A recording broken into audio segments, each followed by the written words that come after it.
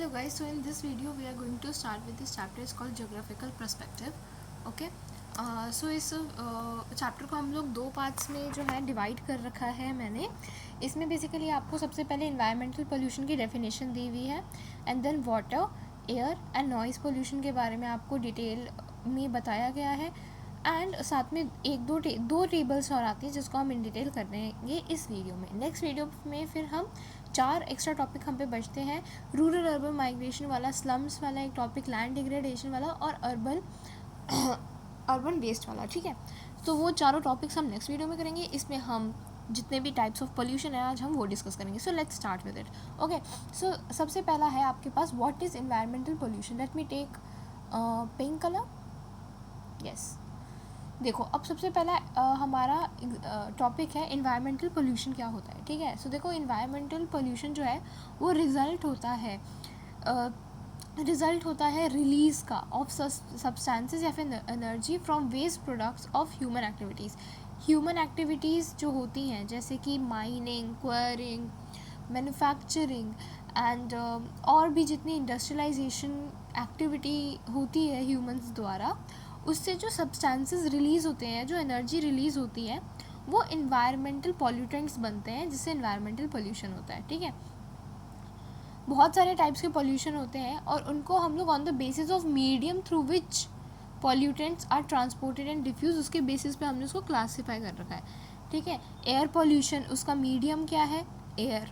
Water pollution, उसका medium क्या है उस पोल्यूशन का, वाटर. लैंड पोल्यूशन, इसका मीडियम क्या है, वो लैंड में होता है ना. नॉइज़ पोल्यूशन, उसका मीडियम क्या होता है, वो साउंड से फैलता है.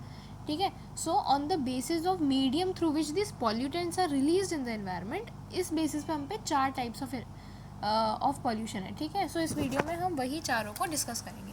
सो पहला हमारे पास आता है वाटर पोल्यूशन. देखो वाटर पोल्यूशन क्या होता है. वाटर पोल्यूशन तो आपने पढ़ ही रखा होगा, इसको अब थोड़ा हम टेक्निकल वे में और जाएंगे. सो जब हम इनडिस्क्रिमिनेट यूज़ करते हैं पानी का बाय इंक्रीजिंग पोल्यूशन या फिर इंडस्ट्रियल एक्सपेंशन करके, तो उससे ना डिग्रेड हो जाती है क्वालिटी ऑफ वाटर. ठीक है, जिस वजह से क्या होता है, वाटर पोल्यूशन हो जाता है. जो सरफेस वाटर अवेलेबल होता है रिवर्स, कैनाल्स, लेक में, वो कभी भी प्योर नहीं होता है इन जनरल. ठीक है, उसमें स्मॉल क्वांटिटीज़ ऑफ पार्टिकल्स रहते ही रहते हैं, चाहे वो ऑर्गेनिक हो या इनऑर्गेनिक सब्सटेंसेस हो. और जब कॉन्सेंट्रेशन ऑफ यही सारे सब्सटेंसेस इंक्रीज़ हो जाते हैं तो वाटर पोल्यूटेड हो जाता है. ठीक है, इस वजह से वो अनफिट फॉर यूज़ हो जाता है, यानी यूज़ करने लायक नहीं बचता है. उस सिचुएशन में जो सेल्फ प्योरीफाइंग कैपेसिटी होती है वाटर की, वो खुद को प्योरीफाई नहीं कर पाती. ठीक है, अब देखो इसका मतलब क्या हुआ. जो आपके सरफेस वाटर होते हैं वो खुद में भी कभी प्योर नहीं होते, उसमें थोड़े बहुत सस्पेंडेड पार्टिकल्स रहते ही रहते हैं. ऐसा नहीं है कि वो 100% प्योर होती है नेचुरली, उसमें होते हैं पार्टिकल्स. ठीक है, उसमें बहुत सारे बैक्टीरियाज होते हैं ऑलरेडी और बहुत सारे सब्सटेंसेस होते हैं. लेकिन जब इन्हीं सब्सटेंसेस की मात्रा बढ़ जाए थ्रू ह्यूमन एक्टिविटीज़, तो उसकी सेल्फ प्योरीफाइंग कैपेसिटी ख़त्म हो जाती है. ठीक है, इस वजह से वाटर पोल्यूशन हम इसको बोल देते हैं. अब देखो ये एक आपको पिक्चर दे दिया है यहाँ पे, कटिंग थ्रू एफ्लुएंट रोइंग. यहाँ पे हेवीली पॉल्यूटेड यमुना की एक फ़ोटो दे रखी है. सो आपको अगर ये फ़ोटो दे दे और पूछे कहाँ की है, सो आपको पता होना चाहिए कि यमुना रिवर की फ़ोटो है. ठीक है, ये पिक्चर बेस्ड क्वेश्चंस में आ सकता है. ये एक लेयर ऑफ फोम है जो कि पानी के ऊपर जम चुकी है, हेवीली पोल्यूटेड है, यमुना की है. Yamuna outskirts of new Delhi के पास की फ़ोटो है. ठीक है, अब इसमें बोल रहा है कि वाटर पॉल्यूटेंट्स जो है वो नेचुरल सोर्सेज से भी बनते हैं. Water pollution erosion, landslides, decomposition of plants and animals, इन सब वजहों से भी होती हैं. ठीक है, तो इसको मैं अंडरलाइन करना चाहूँगी क्योंकि ये आपके बन सकते हैं. ठीक है, सो आपके जो वाटर पॉल्यूटेंट्स हैं वो नेचुरल सोर्सेज से भी उत्पन्न होते हैं, जैसे कि इरोजन होके, लैंडस्लाइड होके, decomposition of plants and animal होके भी. अब पूछो कैसे.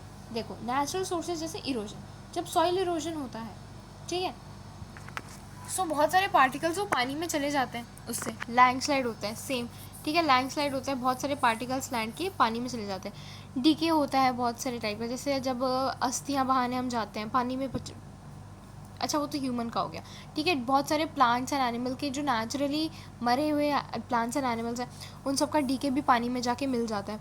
Decomposition of plants and animals होके फिर वो पानी में मिल जाता है इवेंचुअली, या फिर समहाउ मिल जाता है पानी में, तो उससे पॉल्यूशन होता है। और पॉल्यूशन जो आपकी ह्यूमन एक्टिविटीज़ से भी होता है, और ह्यूमन एक्टिविटीज़ से जो होता है वो रियल कॉज ऑफ कंसर्न है, क्योंकि नेचुरल को तो हम रोक नहीं सकते है ना। अब जो नेचुरल सॉइल इरोजन हो रहा है तो होएगा ही, लैंडस्लाइड हो रहा है होएगा ही, decomposition of plants and animal होएगा तो होएगा ही, हम उसमें कुछ कर नहीं सकते। लेकिन ह्यूमन एक्टिविटीज़ को हम कर्टेल कर सकते हैं ना। तो ह्यूमन एक्टिविटीज़ जो है वो रियल कॉज ऑफ कंसर्न है, ठीक है। इंडस्ट्रियल या agricultural waste and cultural activities के थ्रू इंडस्ट्री जो है मोस्ट सिग्निफिकेंट कॉन्ट्रीब्यूटर है। तो ये चीज़ आपको याद रखनी है कि which is the most significant contributor towards water pollution, तो इट इज़ इंडस्ट्री, ठीक है, बहुत ही इंपॉर्टेंट। अब इस टेबल को भी हम देख लेंगे एक बार। अभी यहाँ पे आ जाओ। Industries produce several undesirable products including industrial waste, polluted waste water, poisonous gas, chemical residual, numerous heavy metal, dust, smoke etcetera, ठीक है। इंडस्ट्री से ये 4-5 चीज़ें जो हैं इतनी सारी चली जाती हैं पानी में, ठीक है। Most of the industrial waste जो होते हैं वो डिस्पोज करे जाते हैं रनिंग वाटर में या फिर लेक्स में, ठीक है।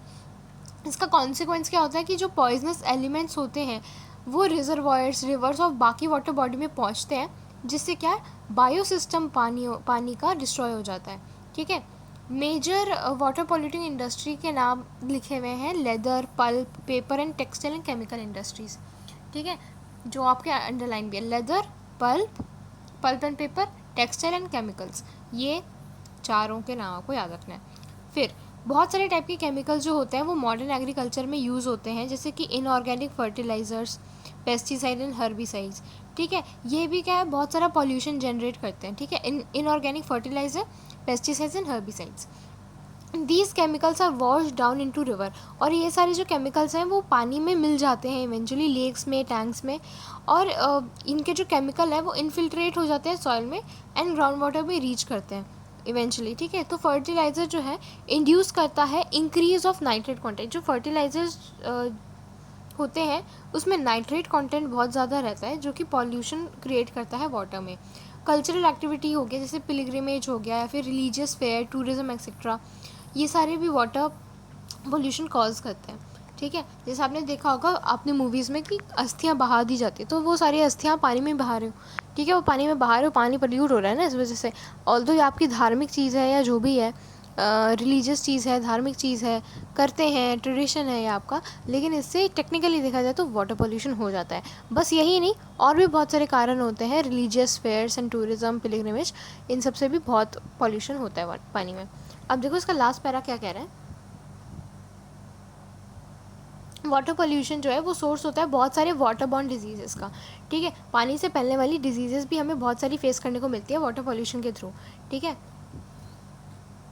ये कंटामिनेटेड वाटर से होता है, जैसे diarrhoea, intestinal worm and hepatitis, ठीक है। और उसके बाद क्या, ये तीनों के नाम याद रखने, DIH याद रख लेना, ठीक है। Diarrhoea, intestinal worms and hepatitis, ठीक है, ये 3 जो है वाटर बॉर्न डिजीजेस हैं। उसके बाद बोल रहा है कि वर्ल्ड हेल्थ ऑर्गेनाइजेशन ने एक डेटा दिखाया है जिसमें बोल रहे हैं कि 1/4 ऑफ द कम्युनिकेबल डिजीज़ जो है वो वाटर बॉर्न होती है। तो ये 1/4 नंबर आपको याद रखना है, 1/4 नंबर ऑफ कम्युनिकेबल डिजीज़ जो है वाटर बॉर्न होती है। 2 river pollution is common in all river, लेकिन सबसे ज़्यादा पोल्यूशन कहाँ हमें फेस करने को मिल रहा है, वो है गंगा में। गंगा में सबसे ज़्यादा, इससे जो है वो बहुत ही ग्रेट कंसर्न है हमारे लिए।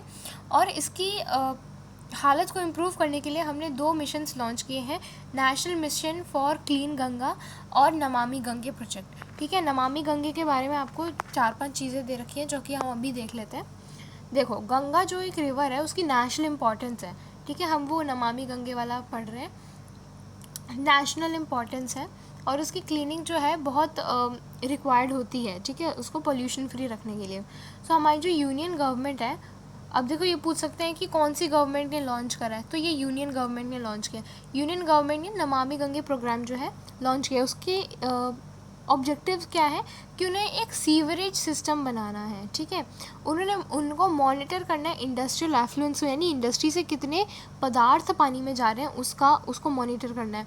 उनको डेवलपमेंट देखना है कि रिवर फ्रंट में डेवलपमेंट कितना हो रहा है। एफॉरेस्ट्रेशन करना है उनको नदी के किनारे यानी उसका बैंक, बायोडाइवर्सिटी बढ़ाने के लिए।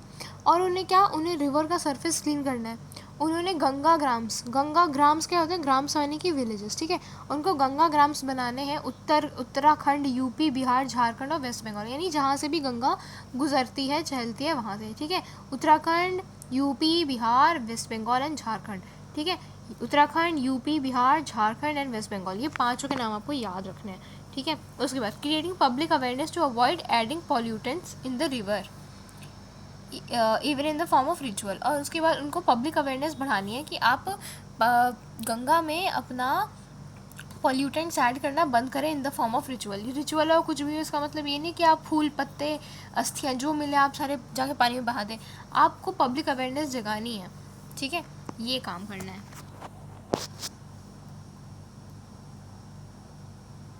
नेक्स्ट हमारा आ जाता है एयर पोल्यूशन। अब देखो एयर पोल्यूशन क्या है।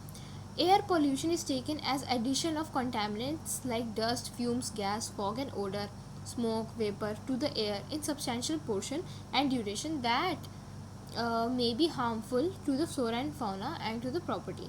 With the increasing use of varieties of fuels as the source of energy, there is marked increase in the emission of toxic gases into the atmosphere, ठीक है, resulting in pollution of air. तो इसमें क्या बोल रहे हैं कि बहुत सारे टाइप के फ्यूल होते हैं, ठीक है, सोर्सेज ऑफ एनर्जी होती हैं जो कि टॉक्सिक गैसेस रिलीज़ करती है एटमॉस्फेयर में, जिससे एयर पोल्यूशन होता है। जैसे कंबशन ऑफ फॉसिल फ्यूल, जो हम फॉसिल फ्यूल का कंबशन करते हैं, माइनिंग करते हैं इंडस्ट्रीज़ में, तो वो जो है ये सारे main source of air pollution बन जाते हैं, यानी combustion of fossil fuel, mining and industries, ठीक है। दीज प्रोसेसेस जो है वो oxides of sulphur and nitrogen release करती है एटमॉस्फेयर में, hydrocarbon, carbon dioxide, carbon monoxide, lead and asbestos, ठीक है। इस टाइप के कुछ पदार्थ ये रिलीज़ करती हैं। सो कौन कौन सी करती है? Oxide of sulphur and nitrogen, carbon dioxide, carbon monoxide, lead, asbestos and hydrocarbons, ठीक है। सो ये छयों के नाम आपको याद रखने हैं। फिर क्या बोल रहे हैं, एयर पोल्यूशन जो है बहुत सारी डिजीजेस जैसे कि respiratory disease, nervous disease and circulatory system में डिजीजेस पैदा करती है, ठीक है। Respiratory, nervous and circulatory, respiratory, circulatory, nervous, respiratory, circulatory, nervous, ठीक है। ये तीनों याद हो गए, रेस्पिरेटरी, सर्कुलेटरी, नर्वस। यहाँ पे डिजीजेस भी उत्पन्न हो जाती हैं। उसके बाद बोला है स्मोकी फॉग ओवर सिटीज़ को हम अर्बन स्मॉग कहते हैं, ठीक है। स्मोक प्लस फॉग, स्मॉग, ठीक है। ये जो है एटमॉस्फेरिक पॉल्यूशन की वजह से ही बनता है। ये बहुत ही हार्मफुल होता है ह्यूमन हेल्थ के लिए, ठीक है। और उसके बाद कह रहे हैं एयर पोल्यूशन की वजह से एसिड रेन भी होता है, ठीक है। तो ए for air, A for acid rain, इस तरीके से याद रख लो, क्योंकि क्वेश्चन आता है कि acid rain is cause due to which type of pollution, तो आंसर इज एयर पोल्यूशन, ठीक है। So A for acid, A for air, ठीक है। एसिड रेन एयर पोल्यूशन के कारण होता है। उसमें फिर आपको बताया जा रहा है कि जो आपको जो रेन वाटर एनालिसिस हुआ ऑफ अर्बन एनवायरनमेंट, उससे ये इंडिकेट हो रहा है कि जो पीएच वैल्यू होती है, पीएच वैल्यू क्या होती है, आपने 10th में पढ़ा है एसिड, बेसिस एंड सॉल्ट वाले चैप्टर में। पीएच वैल्यू एक तो न्यूट्रल होती है 7, ठीक है। उसके अलावा बेसिक होती है, नहीं तो एसिडिक होती है, यानी किसी भी सब्सटेंस का वो एसिडिक या बेसिक नेचर बताती है, उसको हम पीएच स्केल कहते हैं। तो इसमें ये बताया जा रहा है कि रेन वाटर एनालिसिस जो उन्होंने करी अर्बन एनवायरनमेंट की, उससे पता चला कि जो पीएच वैल्यू है पहली रेन की आफ्टर समर, वो लोअर होती है देन द सब्सिक्वेंट रेन्स। उसके बाद देखो सॉइल पोल्यूशन क्या होता है, sorry noise pollution, this is the last topic, इसके बाद कुछ भी नहीं है, आप देख लो, बहुत ही छोटा सा टॉपिक है। इसके बाद हम फिर वो 2 टेबल्स करेंगे, मैक्स टू मैक्स अभी आपको 7-8 मिनट और रहना है इधर। अब देखो नॉइज़ पोल्यूशन क्या है। जब एक ऐसी स्टेट आ जाए जब आपको अनबेरेबल एंड अनकंफर्टेबल लगे ठीक है, due to the noise of from different sources, तो हम कहते हैं कि नॉइस पोल्यूशन हो चुका है। ये बहुत ही सीरियस मैटर बन चुका है आजकल के ज़माने में, रिसेंट ईयर्स में ही बना है, क्योंकि टेक्नोलॉजिकल इनोवेशंस हो रहे हैं। टेक्नोलॉजिकल इनोवेशन जैसे कि फैक्ट्री सेटअप हो गई है, नई नई टेक्नोलॉजी यूज़ कर रही है, मैकेनाइज्ड, उसके बाद क्या कह रहे हैं, मैकेनाइज्ड आपका सब कुछ हो गया है, मैकेनाइज कंस्ट्रक्शन होने लग गया है, डिमोलिशन वर्क्स होने लग गया, ऑटोमोबाइल्स, एयरक्राफ्ट्स में इतनी टेक्नोलॉजिकल एडवांसमेंट हुई है, ऑब्वियस सी बात है इस वजह से नॉइज़ पोल्यूशन भी बढ़ेगा। उसके बाद जैसे आप एम्बुलेंस का सायरन होता है, ठीक है, पी पी पी पी करके जो बजता है, एंड पुलिस की गाड़ियाँ होती है, उसमें सायरन्स होते हैं, लाल बत्ती वाली गाड़ियाँ होती हैं, नीली बत्ती वाली गाड़ियाँ होती है, लाउड स्पीकर हो गए, या फिर जब हम फेस्टिवल होते हैं दिवाली के टाइम पे, तो उस वजह से भी, और बहुत सारे वेरियस प्रोग्राम्स होते हैं, कम्युनिटी एक्टिविटीज़ होती है, उस वजह से जो है नॉइज़ पोल्यूशन होता है। और हम लोग ये कह रहे हैं कि अगर हमें नॉइस जानना है कि कितना नॉइस लेवल है, तो उसको हम डेसिबल्स में काउंट करते हैं, ठीक है। ये बहुत ही ज़्यादा इंपॉर्टेंट, मतलब very very very important question बनता है आपका, डेसिबल्स याद रखना, ठीक है। बिगेस्ट न्यूसेंस जो है ट्रैफिक पैदा करती है, ये भी अगेन आ सकता है, जैसे जैसे आपके वाटर पोल्यूशन में आपने पढ़ा कि industries are the main source of water pollution, है ना, तो वैसे ही नॉइज़ पोल्यूशन का बिगेस्ट न्यूसेंस क्या है, ट्रैफिक है, बिकॉज इसकी हाई इंटेंसिटी रहती है। इसका नेचर डिपेंड करता है बहुत सारे फैक्टर्स में, जैसे कि type of aircraft, vehicle, train, condition of road, और व्हीकल्स है, इन सब चीज़ों पे डिपेंड करता है। यानी बेसिकली आपको याद रखना है कि ट्रैफिक जो है सबसे बड़ा न्यूसेंस है। सी ट्रैफिक, यानी पानी के अंदर भी ट्रैफिक होता है, लोडिंग अनलोडिंग वर्क की वजह से, ठीक है। ये देखो अब यहाँ पे आपको सी ट्रैफिक आ गया एक वर्ड। सी ट्रैफिक किस वजह से होता है, लोडिंग एंड अनलोडिंग एक्टिविटीज़ की वजह से, ठीक है। यानी आप सामान लाद रहे हैं, चढ़ा रहे हैं, जो भी कर रहे हैं आप, उतार रहे हैं या लाद रहे हैं पोर्ट्स पे, है ना। Industries cause noise pollution but with varying intensity depending on the type of industry. अब देखो, ये देखो बहुत इंपॉर्टेंट चीज़ बताने जा रही हूँ। नॉइज़ पोल्यूशन जो होता है वो लोकेशन स्पेसिफिक होता है। अब देखो इस लोकेशन स्पेसिफिक का मीनिंग क्या हुआ, यानी कि नॉइज़ घटती जाएगी जैसे जैसे आपका डिस्टेंस इंक्रीज होता जाएगा सोर्स ऑफ पोल्यूशन से। अब इसको सिंपल भाषा में ऐसे समझो, सपोज़ कहीं पे नॉइज़ हो रही है, ठीक है, आपके घर में नॉइज़ हो रही है, तो फिर आप बाहर निकलोगे घर से, जैसे जैसे बाहर निकलोगे, दूर जाओगे घर से जहाँ पे नॉइज़ हो रहा है, वैसे वैसे नॉइज़ कम होता जाएगा आपके लिए, है ना। तो वही बात है, noise pollution is hazards in many metropolitan and big cities in India.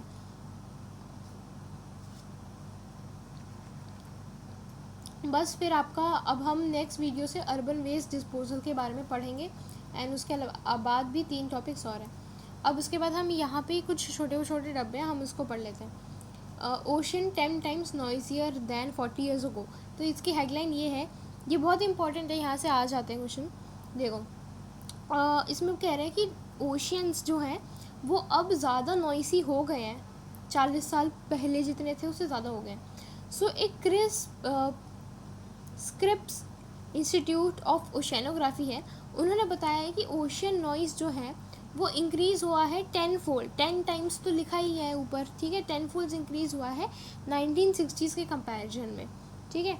जो ओशनोलॉजिस्ट हैं, यानी जो ओशन की पढ़ाई करते हैं, जिनका नाम है Sean Wiggins and John Hildebrand and Mark McDonalds, उन्होंने स्टडी करा है इस टॉपिक पे, और उन्होंने ये कंक्लूजन दिया है कि global shipping has contributed a lot to increase under sea noise pollution. तो ये इंपॉर्टेंट बन जाता है आपके लिए कि ग्लोबल शिपिंग जो है वो एक मेन कॉज है ओशियन के अंदर जितना भी चल रहा है अभी नॉइस, उसके लिए। सो ये याद रखना है, 10 फोल्ड याद रखना है कि 10 गुना बढ़ चुका है एज़ कम्पेयर टू 1960s।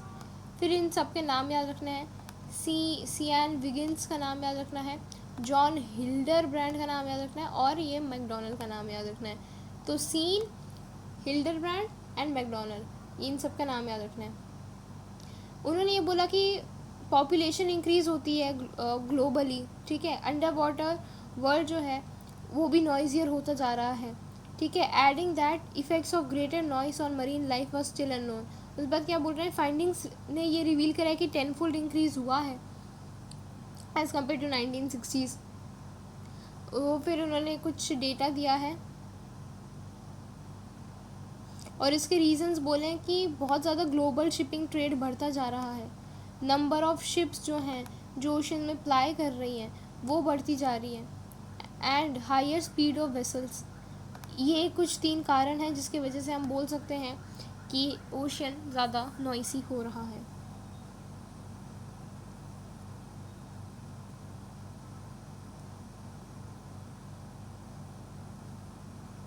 उसके बाद आपको ये टेबल है,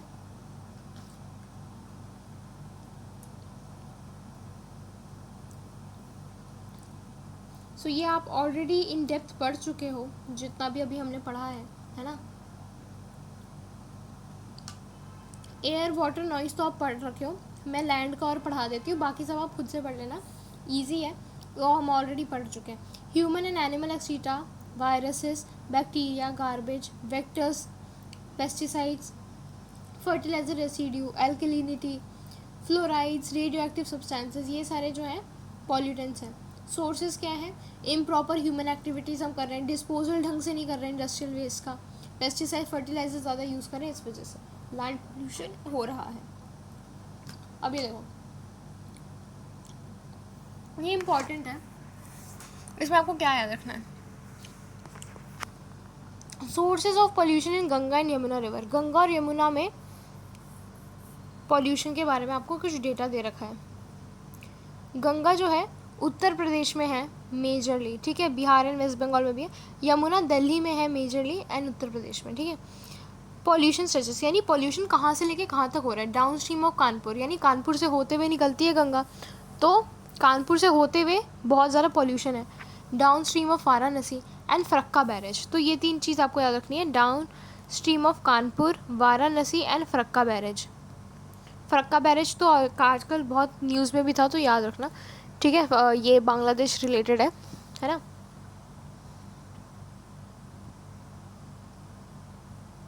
सो नेचर क्या है, अब देखो जैसे इंडस्ट्रियल पॉल्यूशन हो रहा है, डोमेस्टिक वेस्ट हम और अर्बन सेंटर से निकाल रहे हैं, और बहुत सारे कर्कस हम निकाल रहे हैं, रिवर में डंप कर रहे हैं, ये है। सिटीज़ ऑफ कानपुर, इलाहाबाद, वाराणसी, पटना, कोलकाता, ये सारे मेन पॉल्यूटर्स हैं। Delhi dumping is domestic waste, और यमुना को पॉल्यूट करने के लिए दिल्ली ही जिम्मेदार है। फिर Delhi to confluence with Chambal, Mathura and Agra, ये सारे पॉल्यूटेड स्ट्रेच है, यानी यमुना, मथुरा, आगरा, दिल्ली, इन 3 जगहों पे बहुत ज़्यादा पॉल्यूटेड है। इसके रीज़न क्या है, यमुना देखो एक्सट्रैक्शन ऑफ ग्राउंड, अब देखो हम एक्सट्रैक्ट करते हैं वाटर को, ठीक है, इरिगेशन पर्पस की वजह से, उस वजह से वाटर पोल्यूशन होता है यमुना में। उसके अलावा agricultural run of resulting in high level of micro pollutants in the Yamuna, domestic और इंडस्ट्रियल वेस्ट, ठीक है। तो ये बहुत ही ईजी सी चीज़ थी, इसमें कुछ समझाने लायक है नहीं, बस इन जगहों का नाम याद रखना, आपको पता होना चाहिए, दिल्ली है, मथुरा एंड आगरा, ठीक है, ये सारी इसके पॉल्यूटेड स्ट्रेचेज हैं, बाकी ये सारी बहुत ही जेनेरिक चीज़ें हैं। गंगा इतना पता होना चाहिए कि मेजरली जो है उत्तर प्रदेश में इसका स्ट्रेच है, और यमुना बोलती दिल्ली आ जाना चाहिए मुंह पे, ठीक है। सो अगले वीडियो में हम आगे की चीज़ पढ़ेंगे, हम यहाँ तक पढ़ चुके हैं अच्छे से, ठीक है, 4 पन्ने, उसके आगे के अर्बन वेस्ट डिस्पोजल एंड आगे की हम नेक्स्ट वीडियोस में देखेंगे। Thank you.